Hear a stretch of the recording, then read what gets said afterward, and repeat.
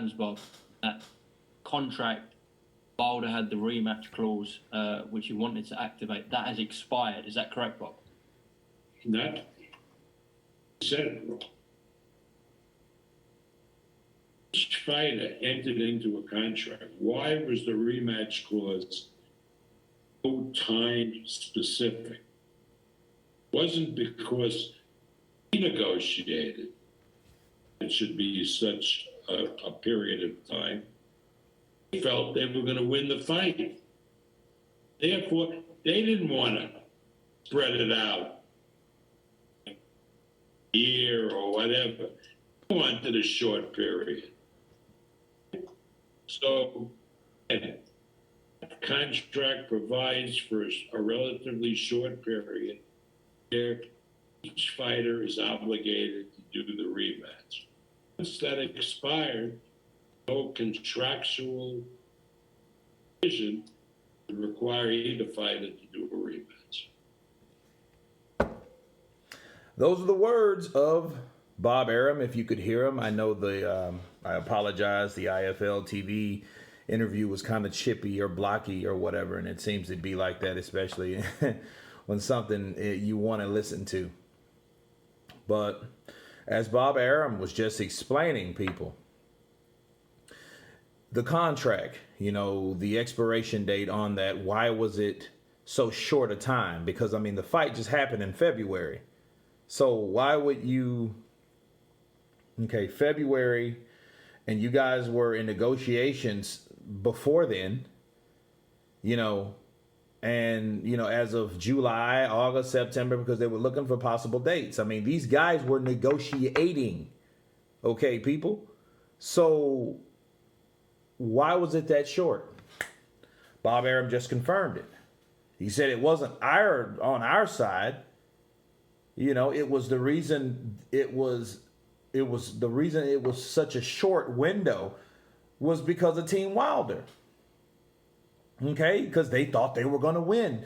So they were like, look, we'll have a rematch clause in that, so we won't need it because we're going to knock out Tyson Fury anyway. Speak it, believe it, receive it, and it was not received, so this is what we have. But what doesn't make sense is, this is what doesn't make sense. First of all, why would you have a window of time for a rematch clause to expire that early? I remember certain ones. I have heard of expiration dates and rematch clauses, and they're only valid for so long a time, like at least a year.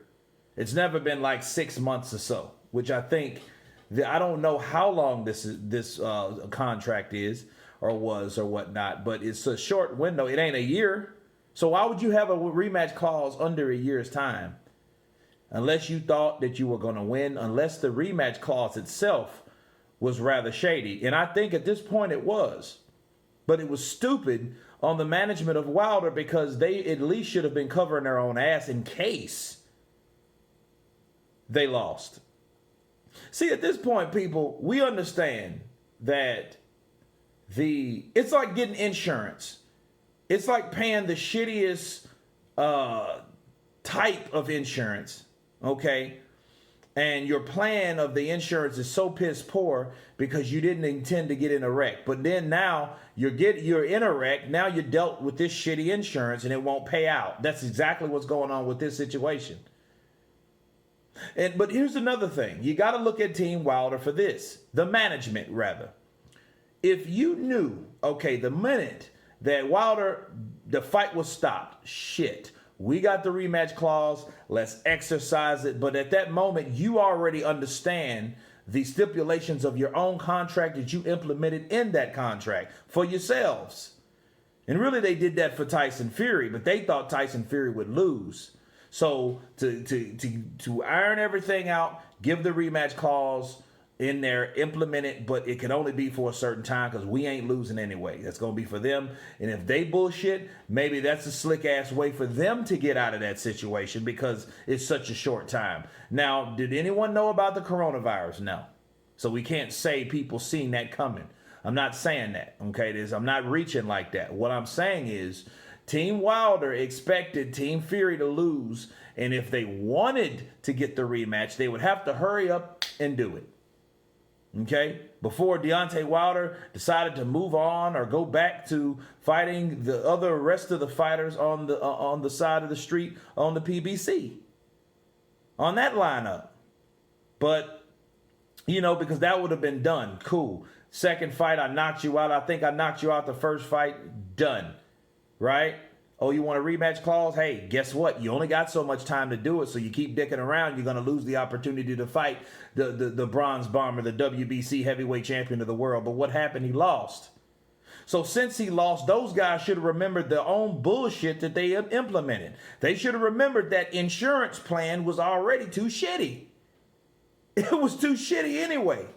They should have remembered, oh shit, that was under a year, Deontay. We need to make this fight happen. So at that point, they couldn't be dicking around with dates and all that if they knew it was going to expire. It makes no sense. It comes back to shitty management. I've always said that about Team Wilder. Team Wilder, not Deontay Wilder, but his team, the one that helps him, the powerhouse team that he's supposed to have. Al Hammond should have saw that shit, and I'm disappointed in him at this point. Because normally he wouldn't have missed that. He would have missed that point. Unless he had something else up his sleeve. But he wouldn't have missed something like that for Wilder. And that should have been trickled down to Fickle. There I go. Finkel. And he should have, hey, let's put a quick rush on this rematch. But if Wilder was not really ready, what could they really do? And I think that was the problem now. He wasn't ready. He ain't been training. He ain't been doing anything but recovering. If he did have a surgery at all, who knows? Nobody knows shit because nobody's saying shit. But the people that are saying things like Bob Arum makes a lot of sense. They did that. We didn't ask for that shit. They asked for that shit. So they got that shit. But anyway, you guys tell me what you think of Bob Arum stating, hey, the contract has expired and it was the fault of Team Wilder because they implemented it in the contract. Of course, please subscribe. And you guys been Counterpunch. Peace.